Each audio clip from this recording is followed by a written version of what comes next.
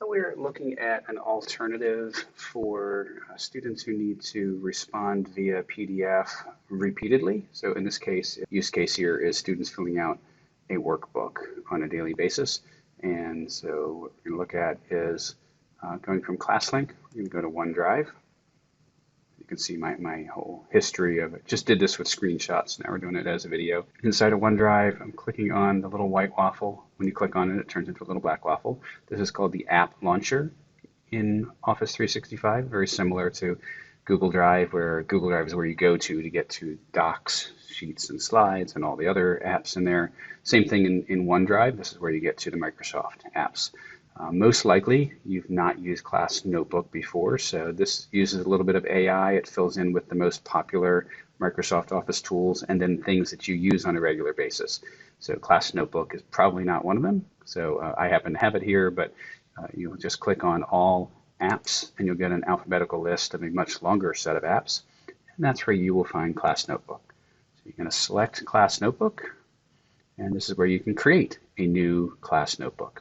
I click on Create New Class Notebook. Now I get to name it. This one we're going to call Delete Me.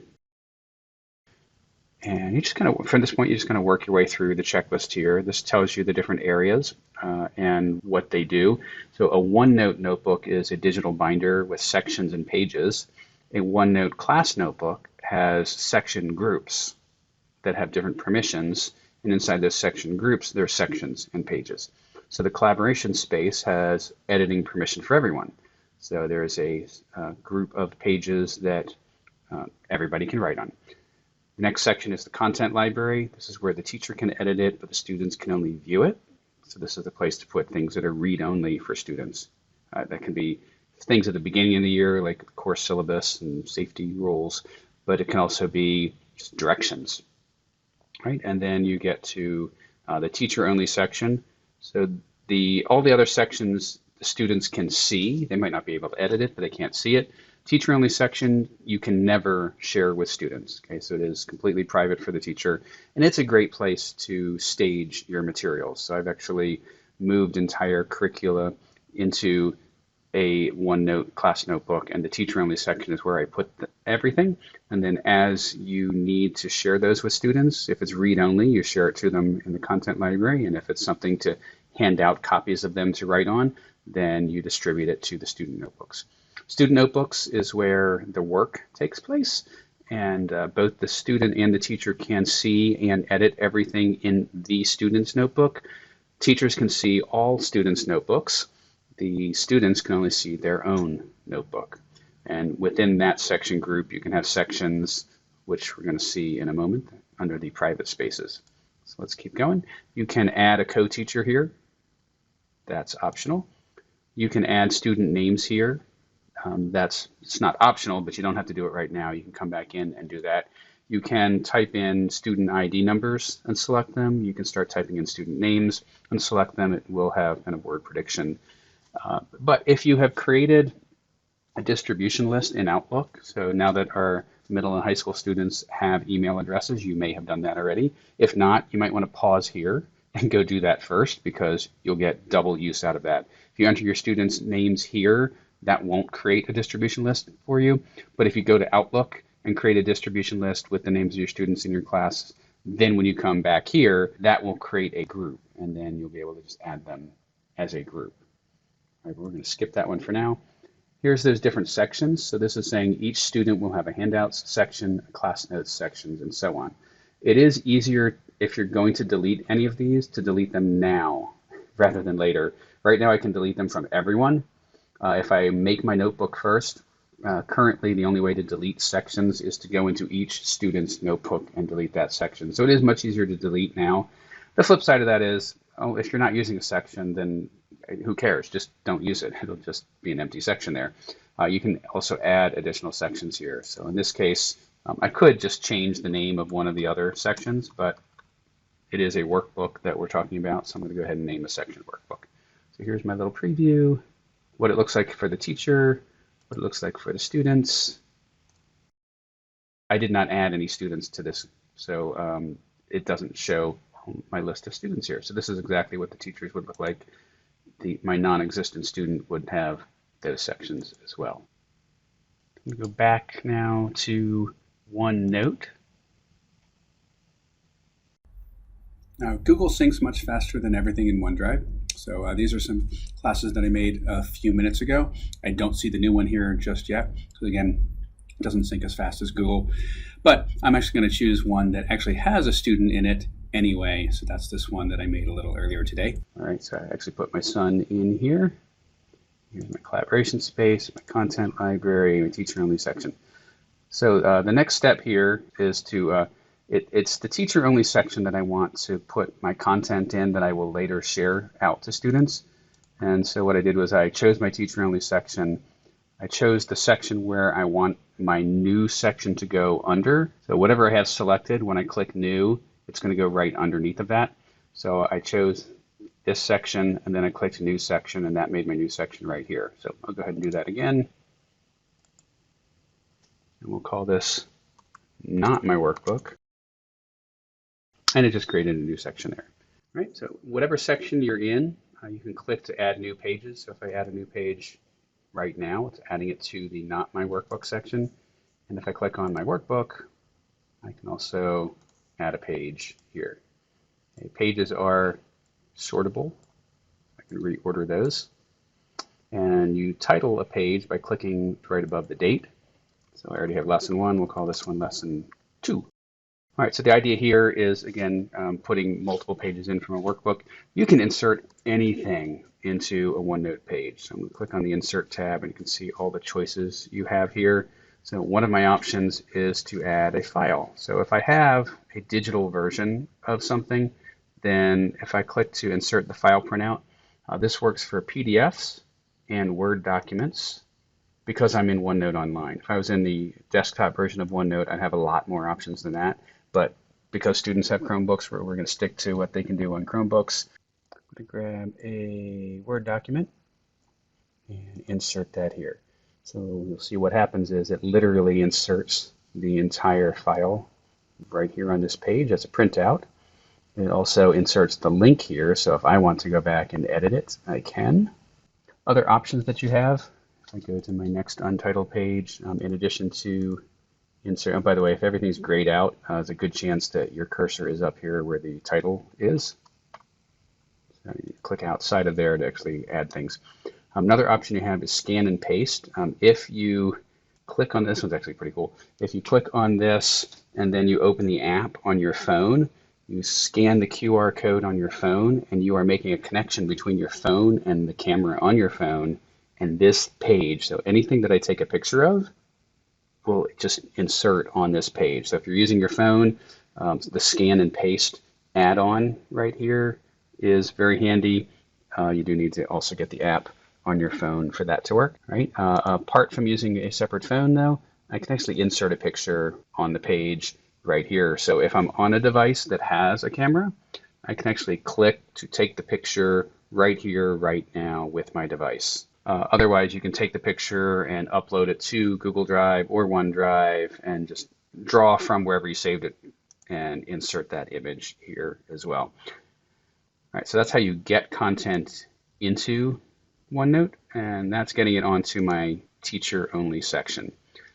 All right, so I could conceivably go through an entire workbook and do this for every page in my workbook. I recommend you don't try that right now. You don't even know if you like this idea. Try it with just 1 or 2 pages.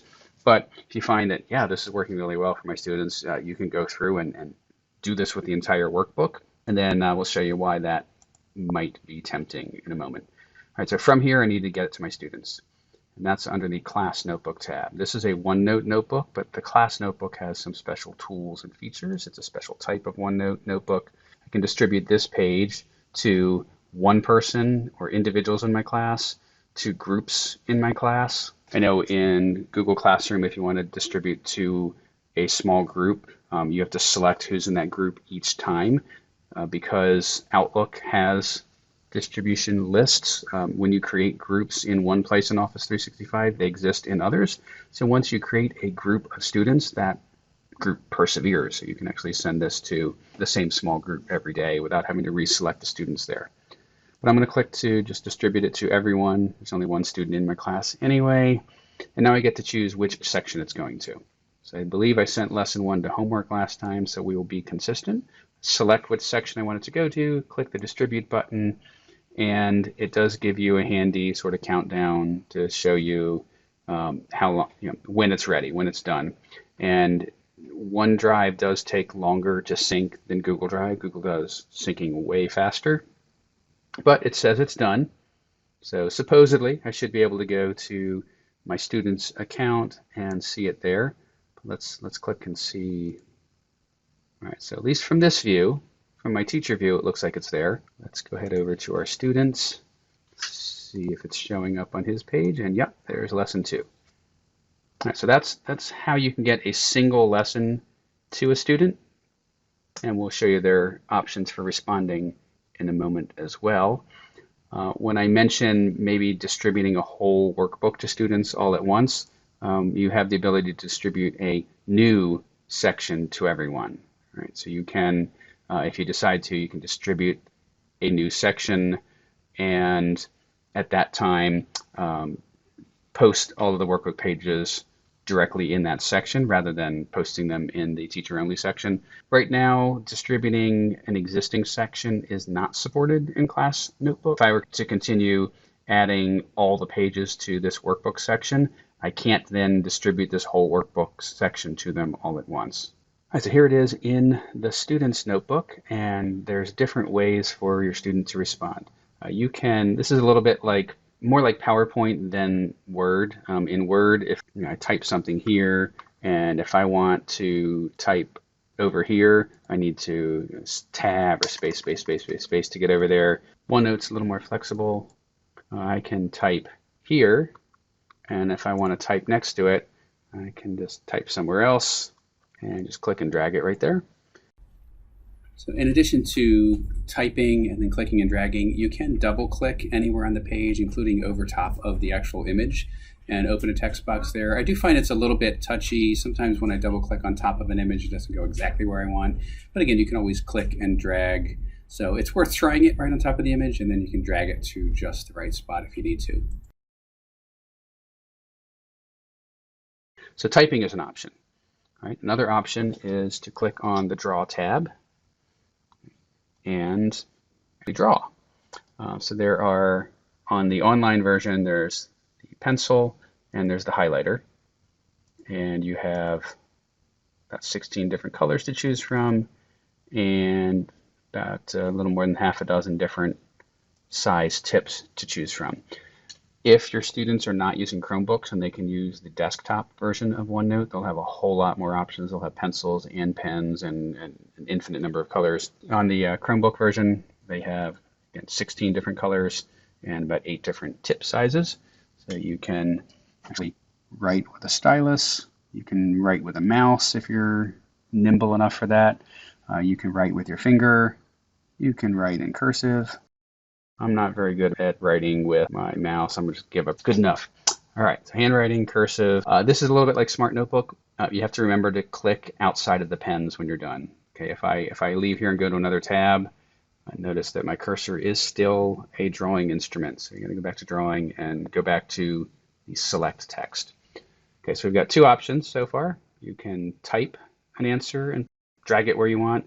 You can actually handwrite an answer. There's also accessibility built in here. So we have 2 options for your voice. If I go to the Home tab, I have a Dictate button. There's a little drop down next to it because you can actually dictate in about 15 different languages and half a dozen other dialects. Right? So it supports other languages for dictation. And this is just like typing. It's wherever your cursor is when you click Dictate, that's where it will appear. I am now dictating, using OneNote, period. Click to stop when you're done. But also, like typing, that text box is movable. So I can put my cursor anywhere to start dictating, but then I can move that wherever I want and click outside of it, and my little box goes away. Hover over it, I can see my box again. And I'm just using black ink, but I can also, if I want to respond in a different color than what my paper is written in, I can do that. All right, so I can use my voice to type. Voice typing, speech to text. The other option I have is under the Insert tab, and this is Audio. This also will record wherever my cursor is, so this is where it is right now. I am now recording audio. Okay, I'm using Edge. If you're using Chrome, every time you click record, it will ask permission to use your microphone. If you're using Edge, then it will ask you once, and then every time you come back to this website, it assumes it still has your permission. So that's why it didn't ask me for permission, because I've already given it permission on OneNote before. So all of that will now be recorded right here. And maybe I was talking about something up here. Okay, this is what I was responding to. And now, remember to deselect your pencil. Now I can go back to my Insert tab.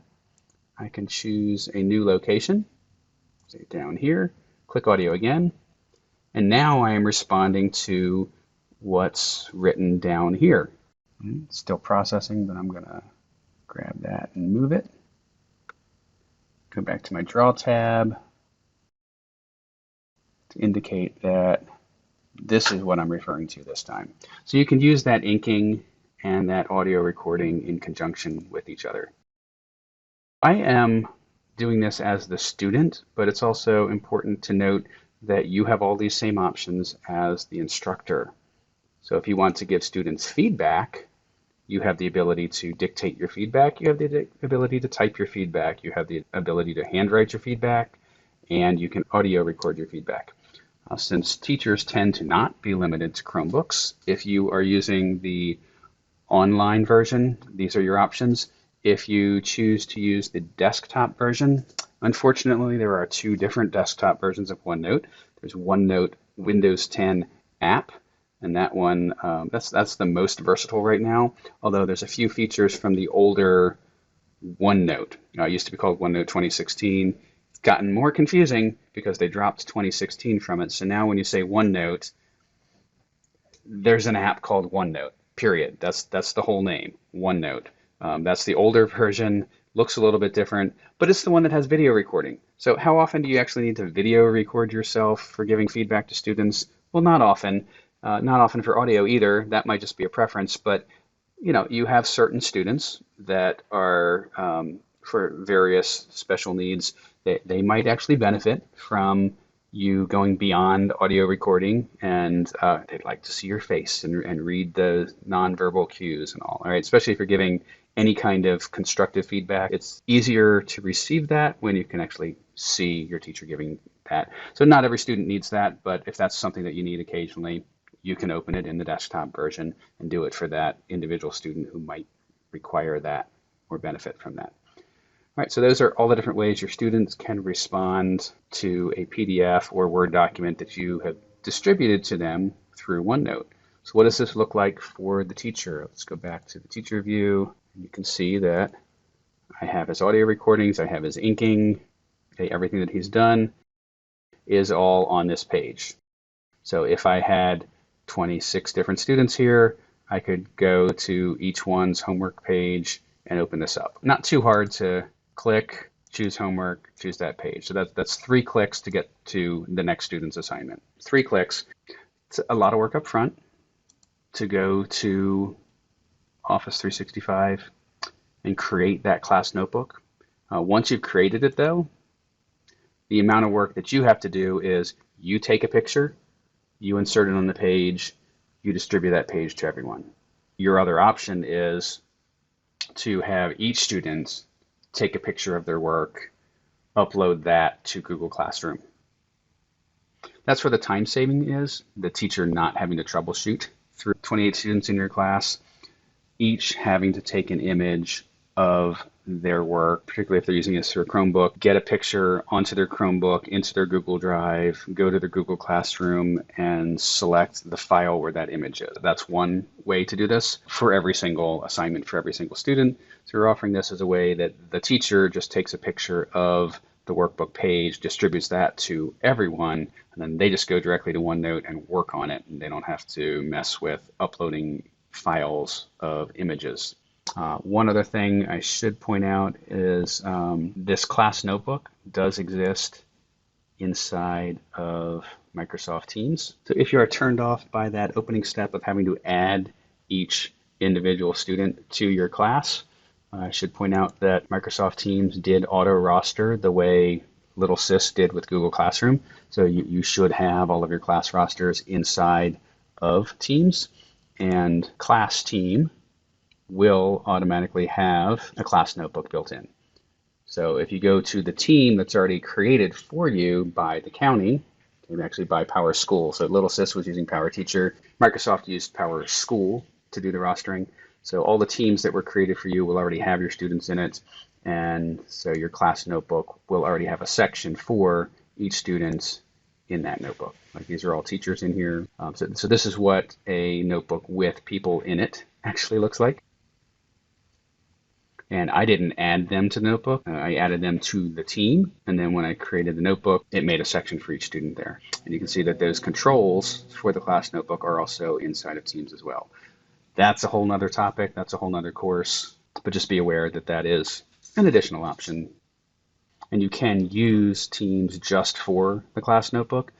So Teams already has this class notebook ready to go. You just need to click to create it, but it'll add all the students in.